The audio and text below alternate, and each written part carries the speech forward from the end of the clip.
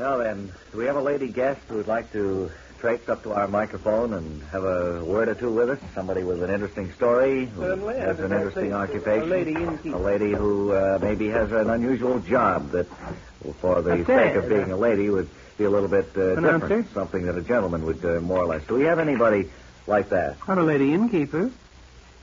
All right, ma'am. Fine. I formerly was a lighthouse keeper. Mm-hmm. And where are you? Where's your inn? In Vermont. In Vermont. That's one of the most beautiful of the New England states. Don't you think so? What?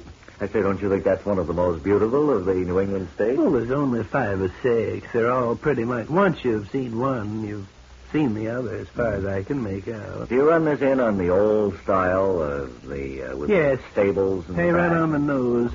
What? You pay. Well, of course you pay, but I mean, do you keep the old traditional inn atmosphere? We try to. By that, I mean we don't have any central heating. Oh. And, fireplaces, things like that, huh? Not so much a fireplace, but we just have one little, like a hearth in the kitchen there where the people, if they get chilly, can warm themselves. Well, that would prove to be a little bit of a problem if you had a good many people staying at the inn, I should think. Now then, what is the background? What's your experience in this particular business? Have you run other inns? Well, I have always thought that it would be nice someday to own a little inn of my own. Mm-hmm. And I shopped around and finally decided that the old Dutch cupboard inn up there in Vermont would be the place for me. I wish you hadn't mentioned the name of the place, because that constitutes what we call in this business a plug. Or a commercial. And 500 and some odd stations, ma'am, I didn't get your name, but it could well run up into the $30 or $40. You understand that, madam? What? He was just trying to explain to you the commercial structure of the program. $30 or $40 for just saying the name of my inn. That's right. And you said I'll be a monkey's uncle. You said it from coast to coast almost, and we'll have to see you after the program. You'll speak to Mr. Conley, our young squirt over there. You'll make out the bill. All right. Thank you very much. Thank you very much. It's funny to invite you up for a you know. A mean lady.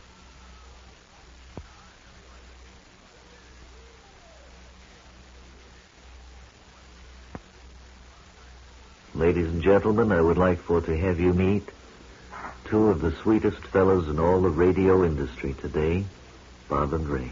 Thank you very much, sir, and I hope we can only live up to that wonderful introduction. We have sent Wally Ballou. You will. Thank you, sir. That faith is unbounded. Aren't you going to stay? No, he decided to leave. I don't know whether he has so much faith in us as that. Well, if I must, I suppose. Okay, so you can be seated there. Wally Ballou is at a tap dancing school for adults. And we thought that might be interesting to see what's going on. Now, these not youngsters or children. These are grown men and women, some of them in their 40s, who are learning to tap dance just for the fun of it. They're all in full possession of their faculties, too, which makes it even more unusual. So let's call in Wally Ballou now at that adult tap dancing school in New York. Ray Ballou at the adult tap dancing school here in New York. Maybe in the background of our parabolic microphone. No. You can hear No. Look. tap dancing music. Look, if you're going to tap, you gotta be light on your That's dog. the impresario speaking now. You're dancing around here like you're just trying to get out of a forest fire, He's dressed in long underwear. Now, you gotta be a little gingerly on your dogs. Now, let's try it again. Freddie at the piano, if you would strike it up. Right. All of the tap dancers here have One, beanies on. no. You see the panoramic tap dancing This course catastrophic. is costing upwards of $80. All right, stop. He's explaining how much the course This costs is now. costing you upwards of $80. Several of them Down are here, blanching and it's visibly. obvious that you haven't practiced at home. Now, you remember last week when you were down here, I gave you a couple of little steps. I said I wanted you to have them digested by this week. Have you practiced it all? as ignorant about tap dancing as you were a week ago. Now, the tap dancing... Now, if $80 means that little to you, then let me quickly assure you that my time means more to me. He's opening a Freddie, sandwich tell it which again. he's going to eat while he instructs the class. And one of the... No, Freddie, not that. Freddie!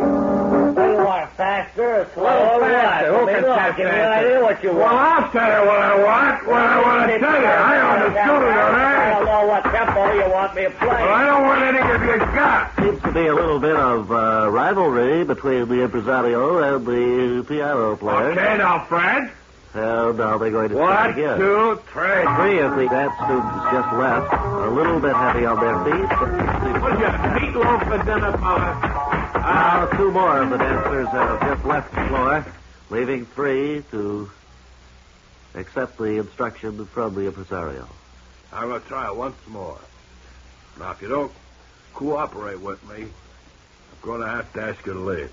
Try it first. One of them did leave when he said he would have to ask them to. So the two of them tapped. Freddie, I'm going to ask you to leave now. If you're going to sit All here... right, if you feel that way about it, Make let's see if you can teach tap dancing without a piano. I can... Let's see if you can. You there with the microphone. Better get out of here.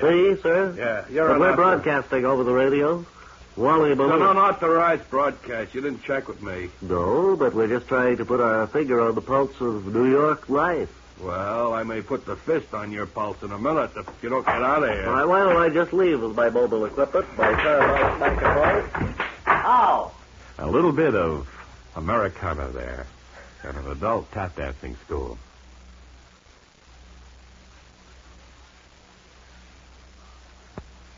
Now then, I'm here. I'm the author that Mr. Wilbur Conley invited up here to... you are Bonfilio Rumpelmeyer, is that right?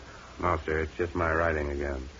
What is your name then? Alfred E. Nelson. Alfred E. Nelson, who is our author guest on this session. And the book that you have just written, Mr. Nelson. History of the United States. History of the United States. I imagine this is quite a heavy work, quite a lot of pages, hmm? Well, it has over 1,100 pages.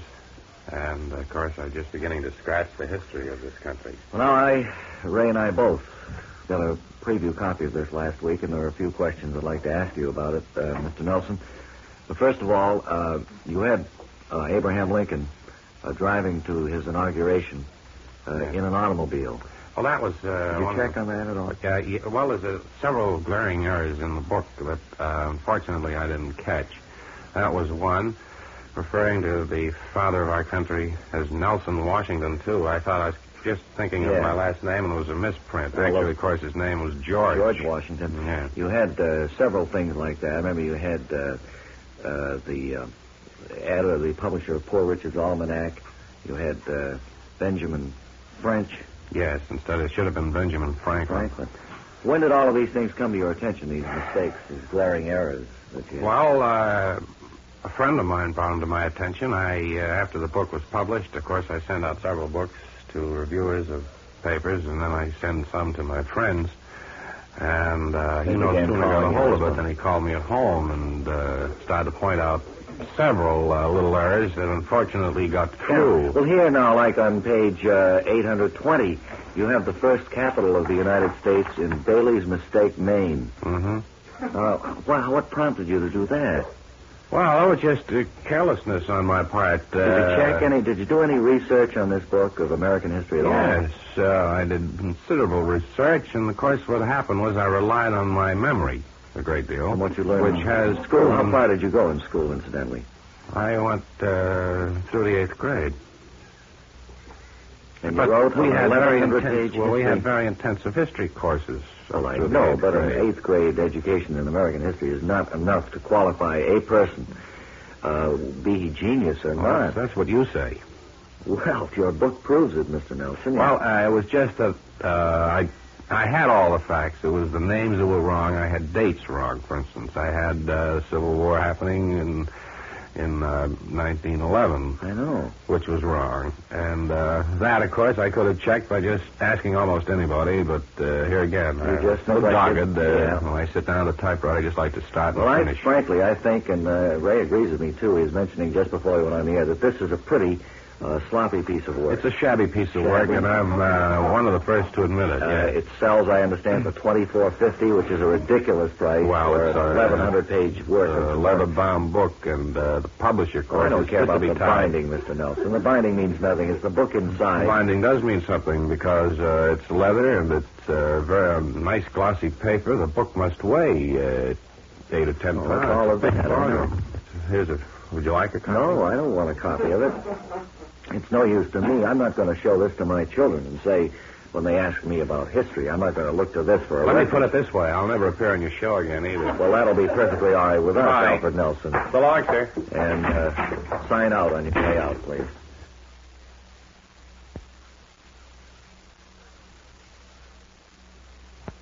Next, it's out to Elizabethtown, Kentucky. Wally Ballou there at a fire engine factory. Come in, please. Wally Ballou.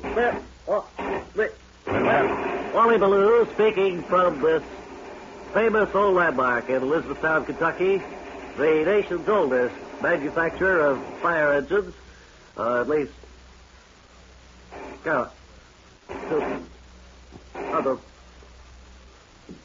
around here. And to tell us this unique story is the manager of plant number 7, who's standing next to me, Monfiglio H. What is that last name? Blanton. Blanton. And Mr. Blanton, how long have you You been call me with... Smiley, everyone else does. Smiley, how long have you been manufacturing fire engines? Well, I, myself, have manufactured fire engines since I was 22 years old. My father before me manufactured fire engines for years and years. I see. And we, turn out a nice product here. And, of course, it's quite a job selling one of these things. Well, I should quite imagine, because fire engines are known for their lasting qualities. They don't ever run up too many miles, I guess. No, that's right. The average mileage on a trade-in job would be about 1,100 miles. 1,100 miles. Well, your business has certainly been quite extensive here. How many are you making right now in production? We're making it. You're making what? We're making it. We make about one a year. And if we can sell one fire engine a year, then it's a big year for the company. So that's a fully equipped engine with Fully ladders. equipped with your hose, your ladder, your helmet, your gauges, your steering wheel. Your whistles, your sirens. That's right. Your everything. Have you ever thought of trying to sell these things to other Your, businesses, your like pipe. tree surgeons or something? No. We have been thinking lately, the board of directors, of turning out other things that we could sell, such as stand-up trucks. I can't hear you, Smiley. I say we have recently been thinking of turning out other trucks. You smell smoke. Yes. We have been recently, as I was saying, trying to develop a new product. That smoky smell a normal thing around here? No, it is not. How about those billowing clouds of black smoke? No. We have for years been trying to think of some new product that we could make. I see Flame there looking at the workbench. We've been in contact with the Davy tree surgeon people. The entire end of the building has just caved in, Smiley, and for safety's sake, I think we'd better take our microphones out of...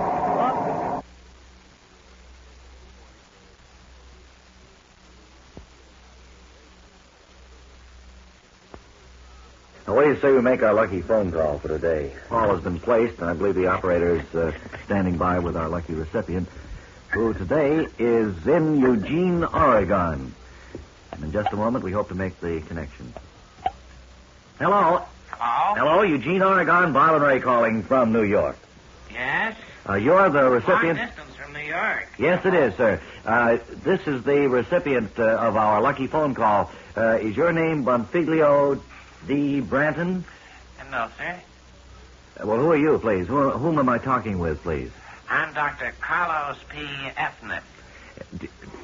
Do you live, Dr. Efnith, at the Branton home? Yes, I have been rooming here while studying And at the school. is it true that you haven't hung out your shingle yet? What's that? I say, is it true you haven't hung out your shingle yet? No, I haven't hung out my shingle yet. In other words, you're an intern, doctor, is that right? No, I'm taking some advanced courses. Oh, I see. The doctor degree I have, of course, is in English. Yes. Well, now you...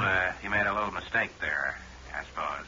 Oh, you're not a medical doctor? doctor? No. Yes, I did think you were a physician. I know quite a bit about medicine. I'm associated with a good many physicians, but I haven't studied it. All right. Well, now, have you, did you know about this lucky phone call coming to the Branton home? No, we had no idea it was going to come here, and I know that the Blanton folks will be they just went downtown to do some shopping. They'll be very excited when I tell them. Sure. I wouldn't want the prizes myself. I'll see that they get them. Well, there aren't any prizes, Doctor. You might tell them that. What? There aren't any prizes. It's well, then what do you bother calling people out in clear across the country for? No, it's only... I was upstairs studying. Now, if I came down here... Well, you're not studying to be a doctor. I think you're I'm studying. I know, but... And if you're going to just call around the country and make lucky phone calls... Well, do you realize the odds against us calling you on this particular day? I'd say they're upwards millions. Millions to yes, one. But to one. So what? Well, really, that's it. What did we There's get out our of it? operator. That's it. We finished our call. All right, Doctor. We did talk to Dr. Fneff instead of Mr. Blanton, but I'm sure they'll all be happy out there in Eugene, Oregon. Thank you for your cooperation.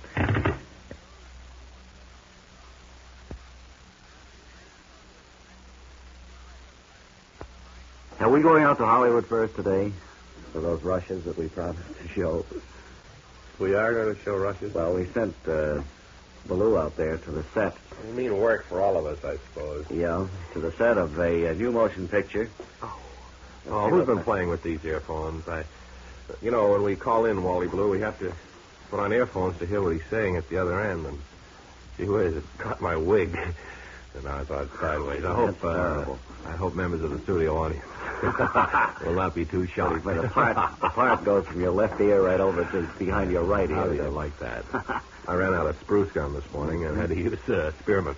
Now on to Hollywood and Wally Baloo. This is what? Wait a minute. Is that right? Everything right? Let's try again, Master Control, shall we? To Hollywood and our correspondent, Wally Baloo.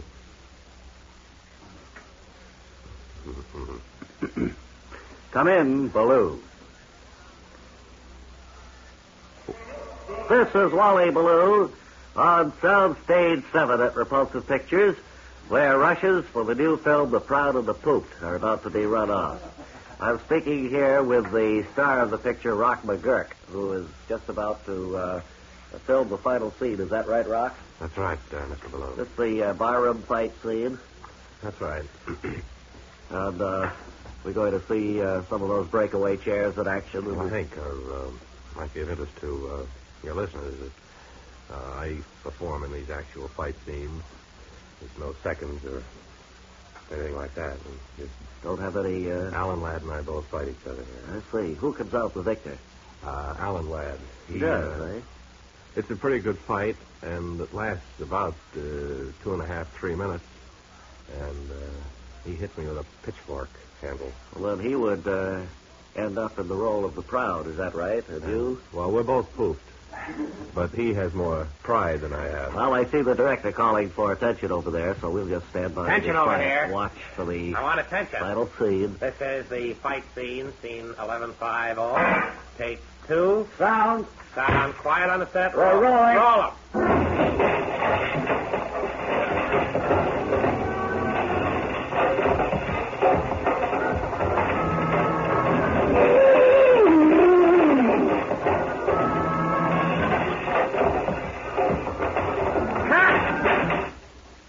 That's it, ladies and gentlemen.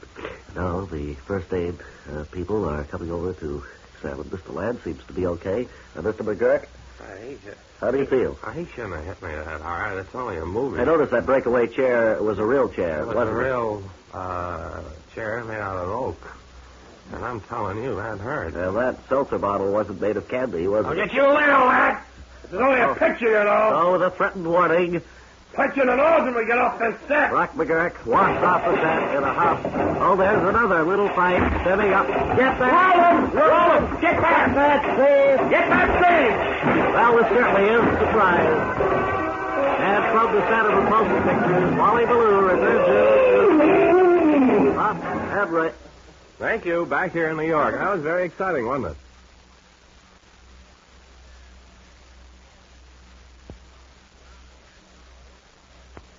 Just like to say a hearty hi and hello to one or two of our guests. here in the studio. This gentleman here in the cocked hat. What do you do, sir? I'm in the packaging game.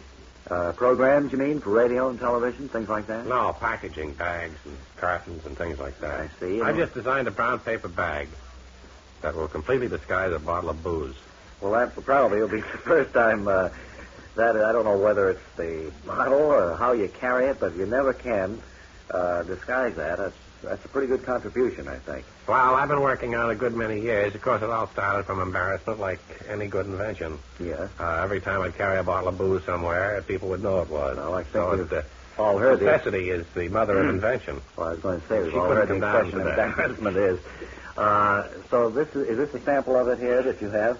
Yes. Has a little handle on it there. It That's doesn't look like it might be a container of ice cream. I thought it looked like a jug of wet bait. Mm-hmm. But it looks anything like what you would think it should look like. That's right. Very good. And what are you wearing the cocked hat for? Well, it wasn't cocked when I came in, but I hit my head coming through the doorway and put it cocked. Uh-huh. Knocked it cocked. Okay. Well, are you enjoying the show here today? Quite a bit. I like the girls a lot. Mm-hmm. Well, we'll have them back, of course, for the finale number. They're changing costumes right now. And just a word for you, ma'am. Yes. Welcome to the Bob and Ray Show. You know, it's been quite a few days since we've talked with anyone in the audience. And we'd like to just find out where you're from, what you do, what your interests are. Where are you from? Dover, Delaware. And you, What was the second one you asked me? you work or go to school or what? Go to school. Well, Great Scott, I'm over 60. well, it's just kind of a... What school I'd be going to? I've gone to the School of Hard Knocks, let me tell you, young man. Are you married then, ma'am? Yes. And what do you do besides keep your husband happy? Well, we have a small little variety store down in Dover. And he couldn't be with me this He's weekend. tending a store, huh? That's right, he works. Next time, when I go back, he'll go off for a few days. Well, I think you've proved that you live a very exciting life, and thank you very much. Well, I don't think so. It's real boring down there. Yeah. And I got some sore feet. Back now to the giant stage.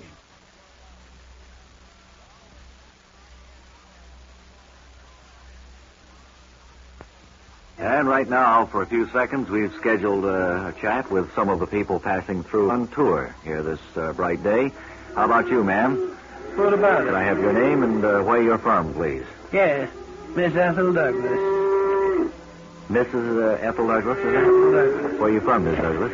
I'm from Rochester, New York. Very nice Who's place this up there. fool that's been on the tour? I was going to get over to him. I noticed... Scott, he's ruined it because they take you on a very interesting tour here, No, and they they do. point out things that I would have been very interested in. Yeah. This fool dragging Why all don't we these talk to animals him along and, and made so much Let noise. me just move over if I have enough wire here. Sir, may I ask your name, please?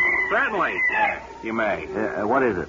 And my name is Harvey Atkins. Are these your animals that you have here with you? Right, every last one of them. Roosters and so forth? Roosters, there's hogs, there's cows, there's goats. Just how come, Mr. Atkins? By that I mean, I take it you're a farmer. That's right, I am.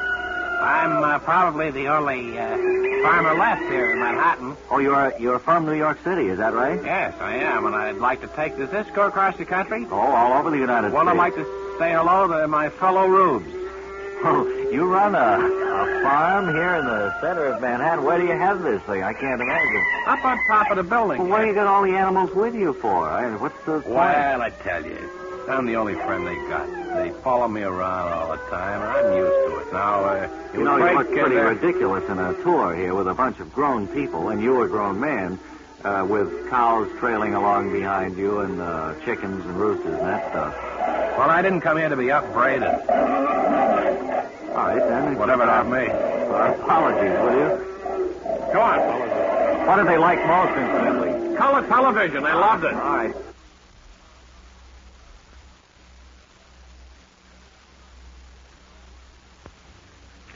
Thought it might be interesting to find out what some typical people received for Christmas presents. Wally Ballou has taken the mobile unit out to a village not far from New York, so... So if Wally can hear us, he's up, we understand, in front of a well-lit home in Westchester. I'm rapping on the door of a Mr. Lancelot Whitcomb. Yes? Mr. Whitcomb, Wally Ballou of the radio. Come in. Wonder if we could just talk to you about how your Christmas was. Did you get everything you wanted, sir? Well, I got most everything I wanted. I notice you're wearing a... This blazer, sport car blazer. Yes. Says Jaguar on it here on the lapel. Uh-huh, that scarf. That's good. Scarf, it's, Those goggles for driving? Yeah, those are the goggles I got. See there, Polaroid. Uh-huh. Pretty Bends good. the rays of the sun. This cap, I haven't taken out of the box here. You can see it still in the box there. It's a sport cap. Yep, and there's a gift certificate for 100 gallons of gasoline. That's right. You must be pretty happy, huh? Yes, You're a sports car enthusiast, I certainly am. Did you get a Jaguar for Christmas like Yes, you were I hoping? did. Could we see it, sir? Certainly. It's out in the garage. You want to come with me? Nice breezeway you have. Yes. A friend of mine gave this to me. You don't look very happy, sir, for a man who's received all of this stuff for Christmas.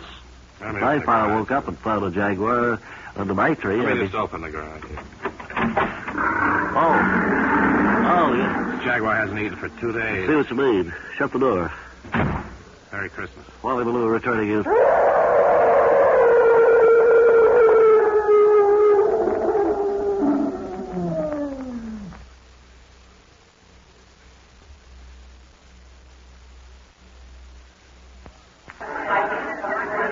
This is Bob Elliott at the main information desk of Crumliff's department store.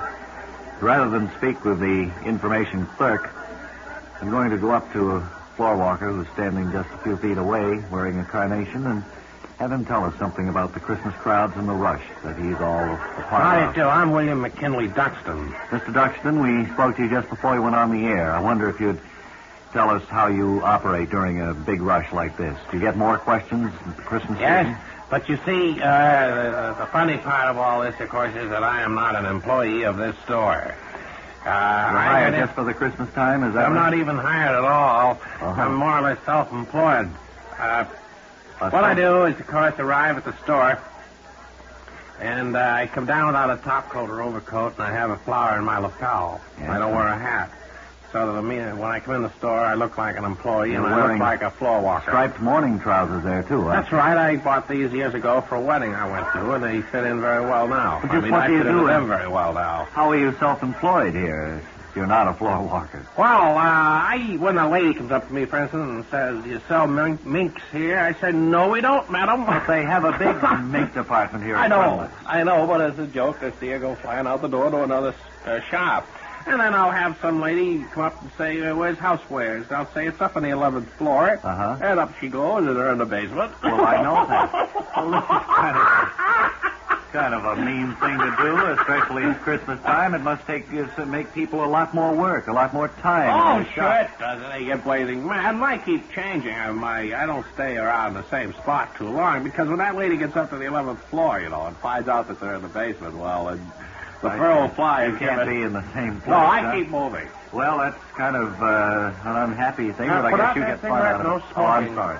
Which way is the main exit? I've got to leave. 3rd floor. Take the escalator. Thanks very much.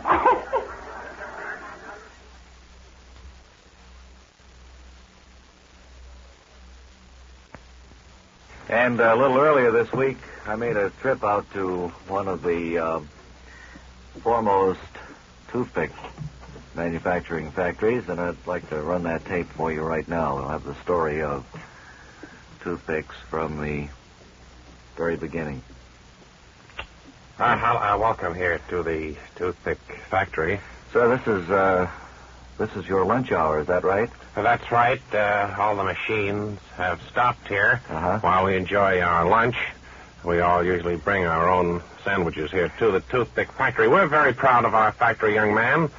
We were one of the first to institute putting points on both ends of a toothpick. That's right, So I if you could understand. put a toothpick, say, in a cantaloupe ball and then put a little sandwich on the other end. We were instrumental in that. I hear Who's the out of machine. that machine? Well, it's 1 o'clock. I think they're back from lunch Oh. now. Over here, we're standing right where the giant logs come rolling into this factory. And what happens to them Well, after these they... come down from the northern part of the state. They come down floating down the river. We take them out one at a time, bring them up here on this arrangement that you see, and the logs come in through that window light, and then they're shaved down. I'd like to point out also that each and every one of these toothpicks is hand sandpapered. We're very proud of that. I think you're the only manufacturer that does that, and I might point out that their slogan is not a knot in a box full. That's right. We try never to have a knot in any of our toothpicks. It's just a matter of pride with us. We could get away with it, I suppose, by painting them, but we just don't bother. How about these new plastic toothpicks that Oh, have... don't mention the word plastic to us. Well, They just won't stand up like a wooden toothpick. didn't mean to bring Oh, up... I don't like that term at all. How many people are employed here, George? We have about 25 men who work at whittling down the points on each one with a scout knife. Uh-huh. Then we have about 20 sandpaperers who sit there with little pieces of sandpaper and sandpaper them down. Then we have the girls who put them in a little box. And then we have big men who put the little boxes in the big boxes, and bigger men who put the great big boxes onto the truck. And there they Then we go. have very, very big men who push the truck. I see. How many do you turn out in a day's time? Oh, we put out about 40 to 50,000 of these every day. And 40 it's and keeping right moving all the time on an 8-hour. I have 11 men working days here. I have a night shift of 16 men who do nothing but tear down the logs. Well, there's the toothpick story, and the next time you use one, you'll know just where it came from, how it was made, and so forth, with our thanks to Right. George. Everybody's back from lunch now, and the factory is going at full rate of speed here, and our thanks for the cooperation shown. Now back to...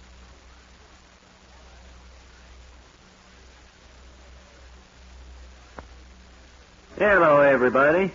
We were going to answer some questions about radio from our studio audience, and I think they've all been written on cards, but I'll ask you to stand and give your question, audience, as we point to you with the electronic pointer there. Okay, you, sir, your hand is up. What do you want? How about that lady over there? Do you have one about radio you want answered? Yes. Where's Mary Marlin? Mary Marlin was a dramatized serial story that was on for a number of years.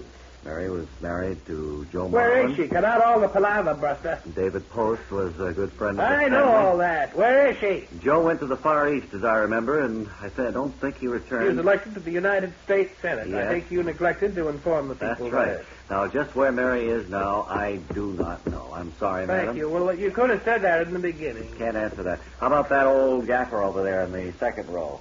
You mean me? Yeah. Well, I'm not too old. Your voice is much younger than you look. You can answer any questions about Well, we radio? don't say we can. We'll try to. We'll attempt. We'll endeavor in every way to give you a satisfactory answer to a question about radio. Okay, how come this station comes in on this particular spot on the dial?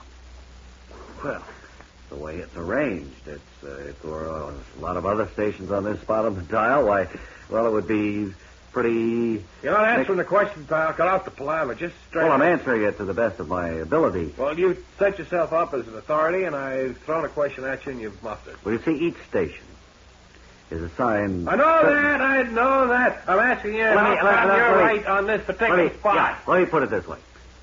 Can you imagine the confusion if you had 3 or 4 stations on this particular spot? I know the confusion. I can understand that. Well, we I all- want to know is why you never waver. You're always right at the same spot all the time. How come? How do you do that? Because we like it here. This is the I know. place... How do you keep your radio signal from going all over the place? Because we aim it here. You can't aim it at a spot that... Oh, don't give me that. You don't know, do you? No, I don't. Okay. Sit down.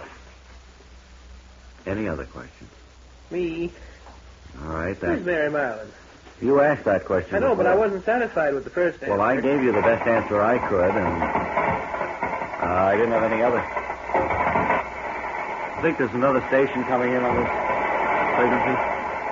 Hey, that's right. Sorry, sir, that we couldn't have answered your question because it probably would have helped us. Well, yeah, there's Sounds 2 like a pretty stations. good show. Yeah, it's too bad. This is the Bob and Ray Show, so stand by.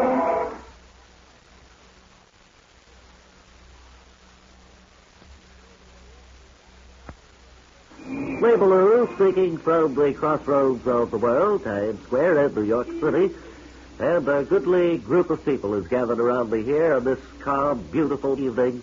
The night before the holiday, tomorrow, if parade and so forth, we want to get the holiday plans from one or two of the passers-by. How about you, ma'am? Hello. Could we have your name, please? Yes? And, are you going to be watching the parade tomorrow? I don't know whether I'll be able to get on downtown or not tomorrow. It depends. What are you doing in town this evening? Just finished work, and then I'm heading home now. What kind of work do you do, ma'am? Well, I work with the telephone company. Oh, I see. You're an operator, huh? No, a line woman. Oh, you mean you climb the telephone poles That's right. whenever there's any problems? That's right. Well, there aren't many to climb in New York City anymore, are there?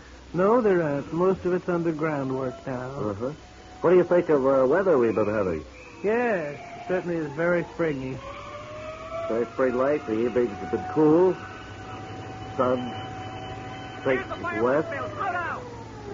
Well, I don't know. The weather is very hard to figure in this part of the country, I found. Well, I found that, too. I have not been here too long, but I find that a little bit of variety, all kinds of weather. Well, our winters, I've noticed lately, have been a lot more open.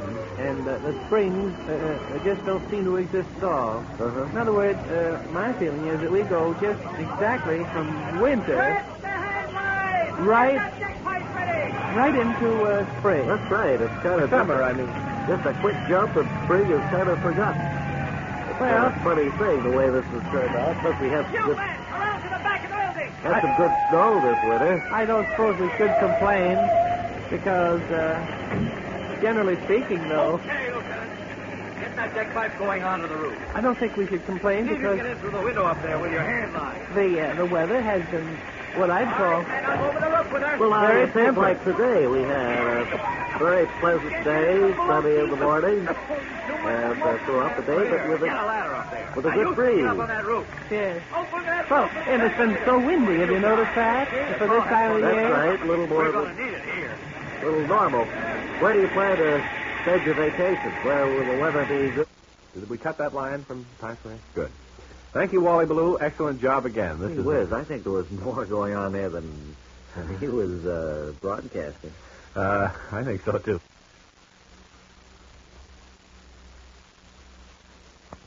We have a top songwriter here with us.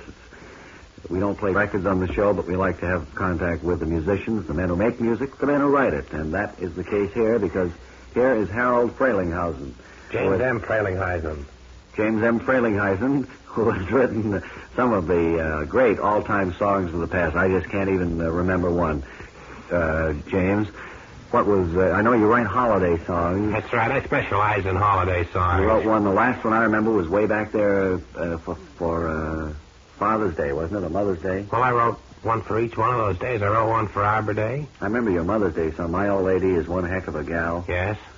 And my Father's Day song started, you may be a jerk, but to me, you're my old man. Yeah. And then, of course, we've had Thanksgiving songs and so forth. And today, you have brought us a Labor Day song. Right. And we're going to have a chance to preview it for the first time on the air, without music, of course. But it'll be kind of a musical appetizer for things to come. Okay. Holidays may come and holidays may go, but, brother, give me Labor Day. It's a little bit of all right in there. I don't mind Christmas, and I don't mind the 4th of July. But when I know Labor Day is here, then, boy, I'm right up in the skies. Labor Day is a peach of a day for me, and I know that Labor Day will be a peach of a day for you, Labor Day.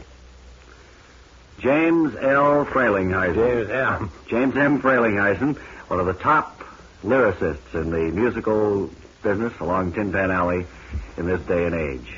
Holidays may come and holidays may go, but, brother, when I know it's Labor Day, I'm really on the go. It's a peach of a day, right? Another chorus? That's not Yes, the same thing no. you did before. It's the second chorus. Oh, it's... Arbor Day may be okay, and so may the 4th of July. But when I know it's Labor Day, I hope that you'll be with you and I. Thank you, Harold Frelinghuysen. James M. Frelinghuysen for dropping by.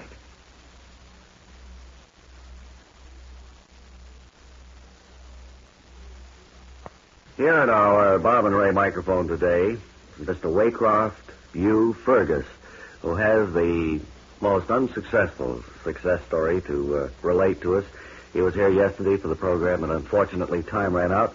We had to put him up at the Bob and Ray Hotel. Mr. Fergus, welcome to our show, and I know that you have a very sad and unsuccessful story to relate.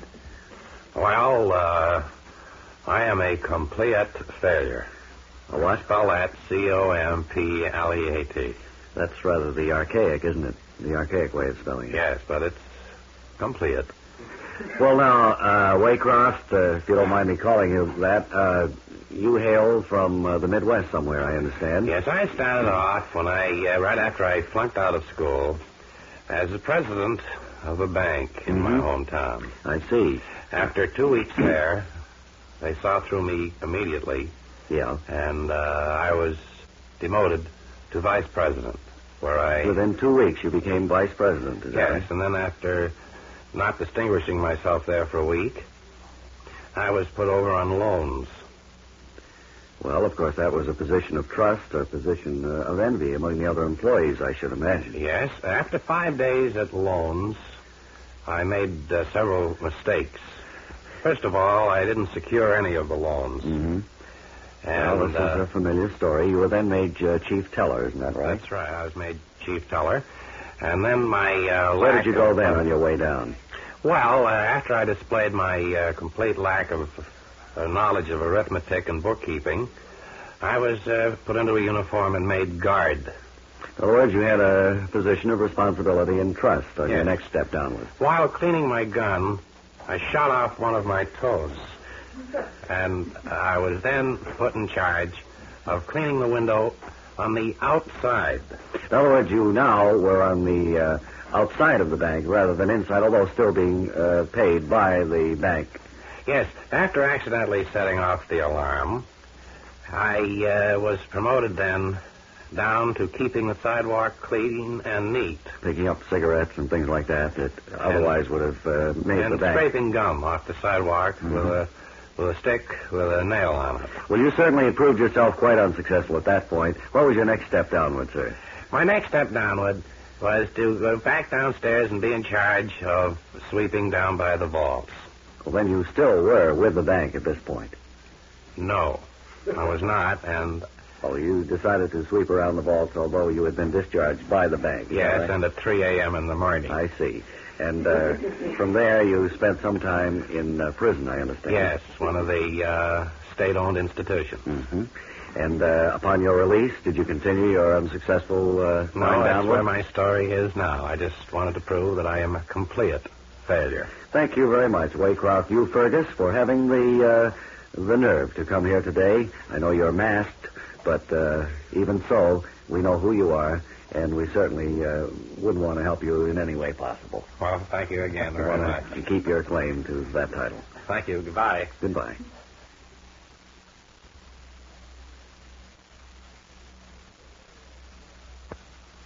We have a little surprise planned for today. The two people all set in opposite studios, Ray.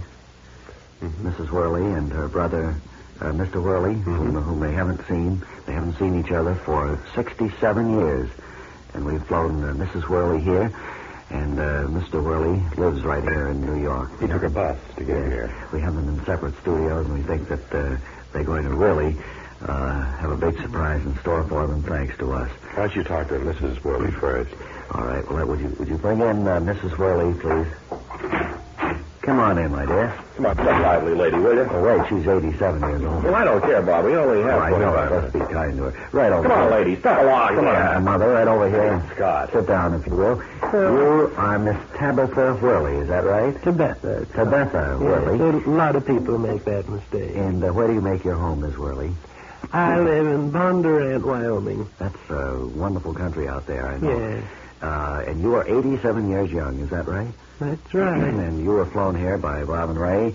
And do you have any idea why you're here in this studio today? I don't have the remotest idea why I'm here. Is there anyone... Speak up, lady, Well, she's please. speaking up, Ray. Don't... Great Scott. Do you have anybody that you would particularly like to see after, let's say a great number of years? Someone you used to know?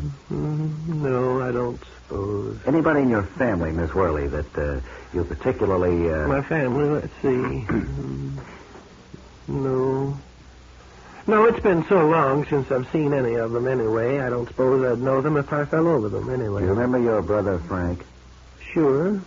How long is it since you saw him?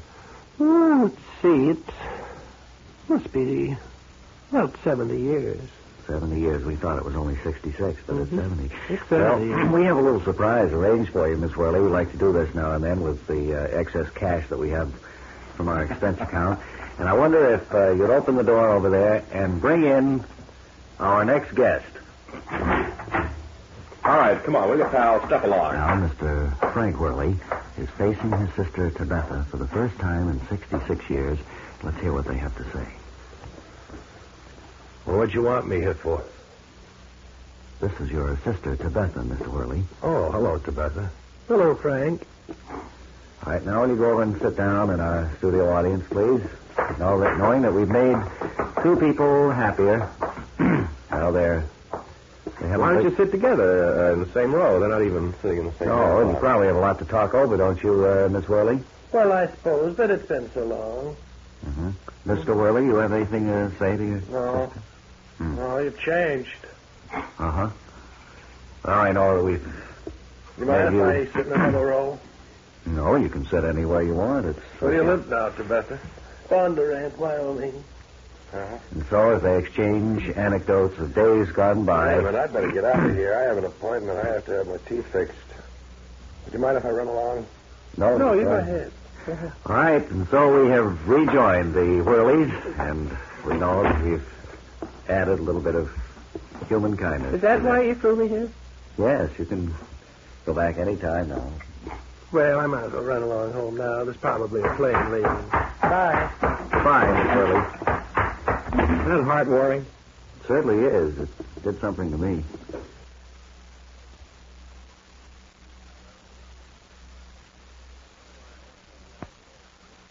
An old friend of ours, Ferris Gallagher, is here today. I suppose you have something on your mind, Ferris, don't you? Yes, I certainly I have. haven't seen you for quite some time. Mr. Gallagher is the friendly proprietor of your neighborhood supermarket, And Gallagher's. Mr. Gallagher wanted us to point out, too, that whatever he says does not intend in any way. He doesn't want you to take it as a criticism of his customers. No, Gallagher's supermarket puts service foremost, and Mr. Ferris Gallagher would be the last one to criticize his customers. It's just that Mr. Gallagher, who usually stands near the checking point at the front of the store, is worried about the condition of some of his customers' clothes.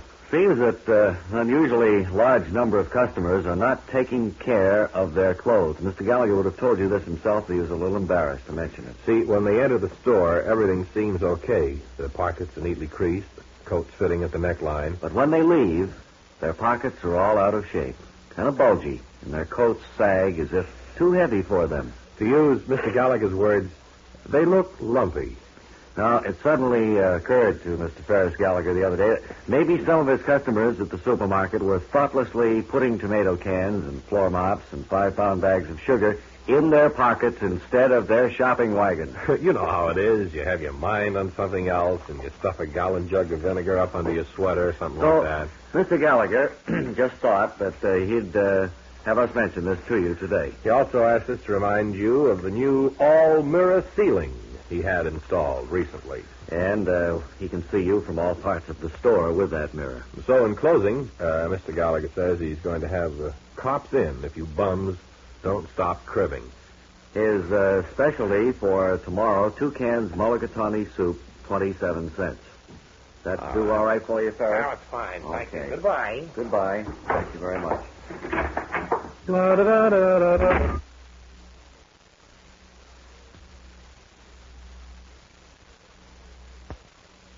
Oh, incidentally, before we call in Wally Ballou, just a word here. We've been asked to make the following announcement by our popular building superintendent, Alex Snedeker. I hope I pronounced that right. Mr. Snedeker has charge of the Civil War cannon and the cannonballs which decorate the lawn at the entrance on Forbush Avenue.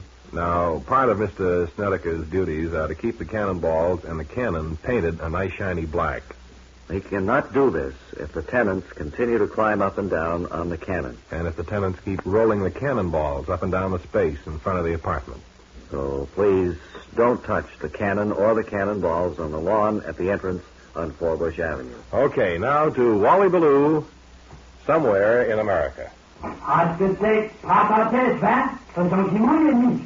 No, you got the wrong thing, Master Control. There's a Let's try patch again. cord there. Molly Ballou, the Kwazuski Kazoo Company in Kalamazoo, Michigan, where today we're speaking with the greatest name in kazoo makers, the Kwazuski folks. In the background, you may hear one of the chief testers. As these kazoos come off the assembly line, he tests them with a standard tone kazoo. He's picking them up as they come by. Can we interrupt you just a minute, Mr. Salisbury? What? You're Mr. Salisbury. I have on my card here I'm supposed to talk to you about That's right. kazoos. Can you hold up just a minute? Yeah. Or do you want to test them while we're conducting the interview? Well, I can test them That while way, we're conducting an interview because they're piling up on me. If I stop for 5 or 10 minutes, Right. I'll be all day tomorrow trying to get ahead of it. Well, now, what you're doing is picking up a kazoo. That's a dudaroo. Now, what do you do with that one? Throw it down. Send it back for another new little piece of paper that goes in there that makes it vibrate. What was that, sharp or flat? I don't know. It's up to you to decide. Uh-huh. I just have one note. I hum. Well, if you hum it, wouldn't you be the one that's flat? Rather Yes, than this is the kazoo that will ever be flat. It's the hummer. Well, why don't you throw yourself out instead of the kazoo? Why take it out on the poor kazoo that Well, way? no, what I test is see if there's any holes, any perforations in that little paper that vibrates when you hum. So here. That's a perfect a good one. I'm going tone to take there. that home myself. That's a peach. Do you take quite a few of these home, Mr. I Salisbury? take 5 or 6 a day. They are fun, though, and would you like to have me hum something? Sure, just soon have a song if it's squared. Take me out to the ball game. What was that other sound there? Ah, that's a wise guy. Does that happen quite a I'll lot? be right back. Mr. Salisbury's walking over to the assistant checker. And he goes down with one punch. He got up again, Mr. Salisbury. I'll be He right back. seems to have the same reaction. So we see industry in motion here at the Kazoo Factory in Kalamazoo, and that's about it. Molly Ballou, as we return to you in New York.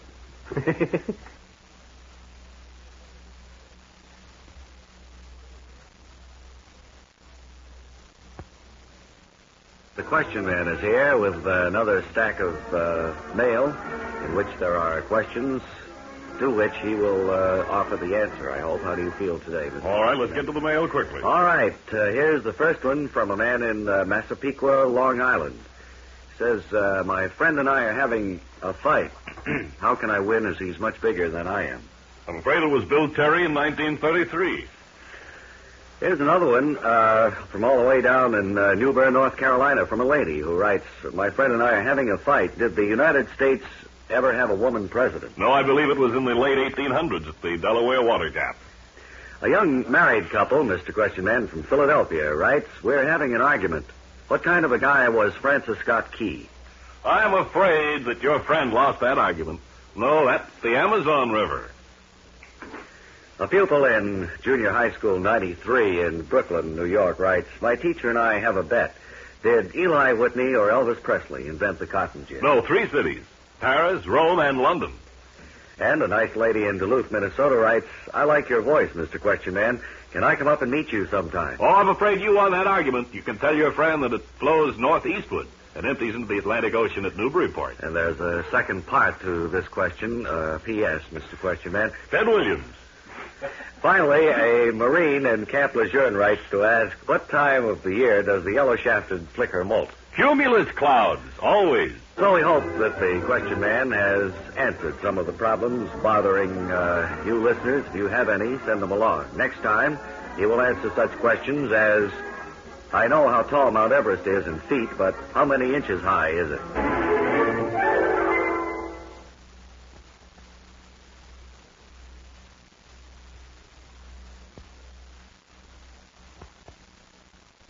Bob, I think it's time that we place our good luck phone call of the day Right. to somebody. Just before we went on the air, we asked the audience to write down a phone number of some near and dear friend of theirs in some part of this country. It was picked at random, and we've placed the call Or rather, we're placing it now. That's right. Operator, we'd like to place the call. Right, this is Bob and Ray in New York. 61948. No, wait a minute. 1 moment, please. This is our lucky phone call feature, operator. We're calling Detroit. Hello? Hello. Long distance. I know. Did you wish to place the call, please? Yes, Detroit, Michigan. Your number, please. Oh, well, this number is... Thank you. Do you wish to Give me the call, phone, Bob. please? Give me the phone. I can't. She talks... Operator? 63134. Operator, this is Bob and Ray in New York. Anyone at that number? Yes, we'll talk to anyone at that Do you number. Tell her wish it's to our see lucky a phone station-to-station call? What? Thank you. 1 moment, please. Tell her. Yes. What is the route to Oklahoma City, please? Well, wait a minute, By way of Operator. Chicago, Kansas City, and St. Louis. Thank you. 151 plus 121 ring down, isn't it? Bill, let me take St. it. Louis, please. Operator, The wire not to St. St. Louis. Or No. city operator. Let me have Kansas City then. No. Detroit, Michigan is where we're calling. Our lucky phone call of the day. New York is calling Oklahoma City. No, we're not, operator. Hang up, Bob. Oklahoma City. I Great. don't know a soul out Right. there. Now we'll try again, won't we? Just dial this, Ray. You can dial long distance now in a lot of places, you know. Hello. Hello. This is Bob and Ray in New York City. Are you our lucky phone call receiver for today? What do you mean? Are you Mr. Herman Rutledge? That's right. And you live at 4460448 Spruce? That's right. Well, sir, this is Bob and Ray calling, and you are lucky. What? This is our lucky phone call, sir. We do it every... What do you mean? What's that? It's lucky. Do you realize the odds out of all the millions of people in this country of picking your number out of a hat? Well, I was down cellar. I got oil burner trouble. I was working on that. And... Tell us a little bit about yourself, Mr. Oh, Rutledge. dry up a glass, fella. I got to get back to that. Well, all right. You're What? lucky anyway. Do you feel okay? Boy, don't ever come out to my house. Well, Happy, huh, that Bob? was our call. He didn't seem too happy. No, I think we disrupted something out there.